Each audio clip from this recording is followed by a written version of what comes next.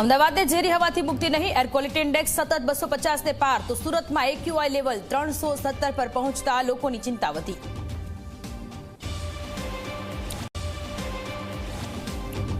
રાજ્યમાં વધુ એક બીએલઓ શિક્ષકનું મોત। મહેસાણાના સુદાસણ ગામમાં બીએલઓને આવ્યો હાર્ટ એટેક। દિનેશ રાવળ નામના બીએલઓનું હાર્ટ એટેક આવતા મોત। એસઆઈઆરની કામગીરી દરમિયાન આવ્યો હાર્ટ એટેક।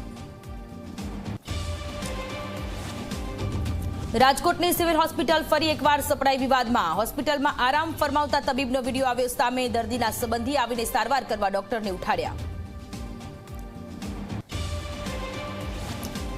ગોવામાં આજે ગુંજશે જય શ્રી રામ। પીએમ મોદી ગોવામાં ભગવાન રામની 77 ફૂટ ઊંચી મૂર્તિનું કરશે લોકાર્પણ। જીવોત્તમ મઢને 550 વર્ષ પૂર્ણ થવા પર ખાસ આયોજન।